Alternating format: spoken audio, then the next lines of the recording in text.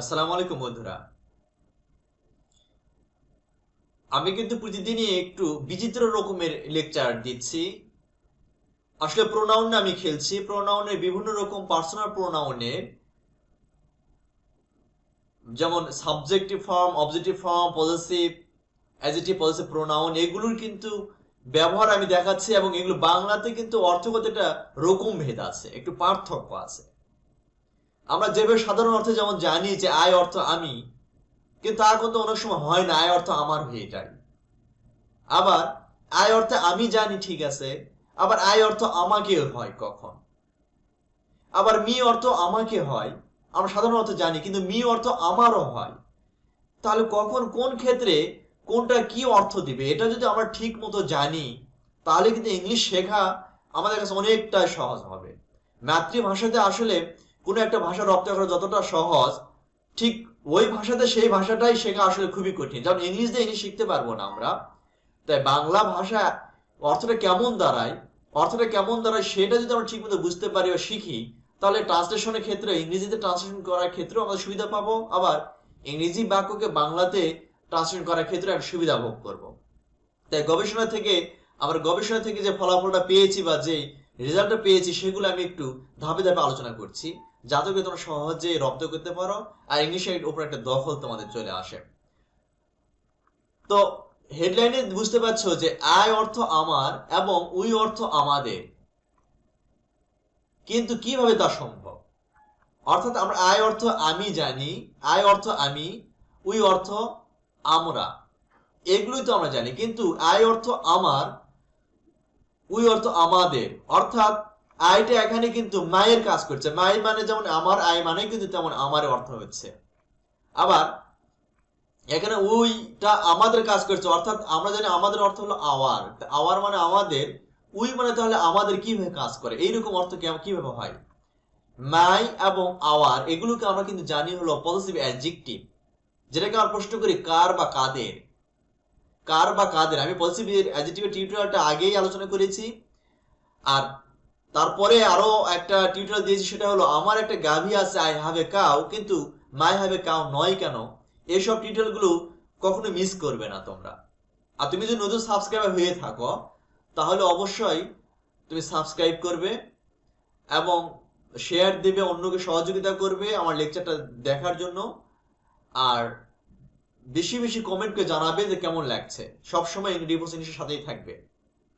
তাহলে চলো আমরা একটু আলোচনায় যাই, কখন তাহলে আই অর্থ আমার আর উই অর্থ আমাদের এরকম অর্থ হয় কোন কোন ক্ষেত্রে।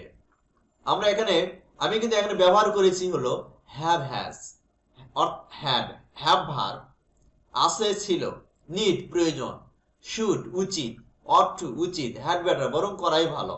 আমি এগুলো শাব্দিক অর্থটা বলে দিচ্ছি।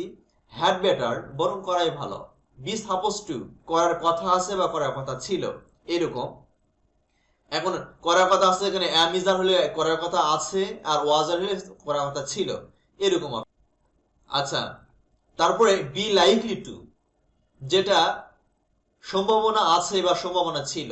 আসলে এখানে বি ভার্ব অ্যামিজার হলো হবে সম্ভাবনা আছে, আর ওয়াজার হলো ওয়াজার থাকলে হবে সম্ভাবনা ছিল। বি ইয়েট টু, এটা হলো দেরি আছে বা বাকি আছে, এই কাজ করতে বাকি আছে, দেরি আছে, এরকম অর্থ দেয়। এখানে বি ভার্ব বুঝাতে যাচ্ছি প্রেজেন্ট টেন্স হলে, অ্যামিজার হলে হবে সম্ভাবনা বা সরি দেরি আছে এমন অর্থ বুঝাবে, আর ওয়াজ ওয়ার ইয়েট টু হলে দেরি ছিল বা বাকি ছিল, এরকম অর্থ দিবে। আর এখানে আই অর্থে কিন্তু আমি লিখেছি যে আই অর্থ আমার, উই অর্থ আমাদের, ইউ অর্থ তোমার বা তোমাদের, হি অর্থ তার, সি অর্থ তার, দে অর্থ তাদের, আর রেবা অর্থ রেবার, একটা নাউন ব্যবহার করেছি।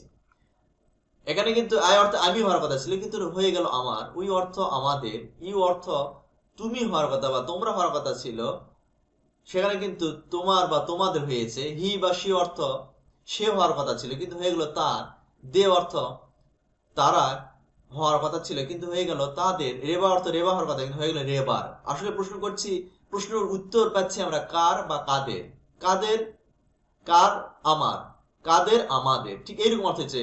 অর্থাৎ মায়ের অর্থ আমার যেমন হয়, তেমন আই মায়ের অর্থ ধারণ করছে। আওয়ার মানে আমাদের, সেখানে উই আওয়ারের কাজ করে দিচ্ছে, এইরকম পজিটিভ অ্যাডজেক্টিভের কাজ করে এগুলো। কখন? যখন ভার্ব হিসেবে, অর্থাৎ মূল ভার্ব হিসেবে, দেখতে পাচ্ছি হ্যাভ আর হ্যাজ, হ্যাড থাকবে মূল ভার্ব হিসেবে, অর্থাৎ আছে ছিল এরকম অর্থ বোঝাবে, তখন আমরা এগুলো অর্থটা এরকম পাল্টে যায়। আই হ্যাভ আ কাউ, আমার একটি গাভী আছে। এখানে কিন্তু আই আমার, হ্যাভ আছে অর্থ দিচ্ছে আমার।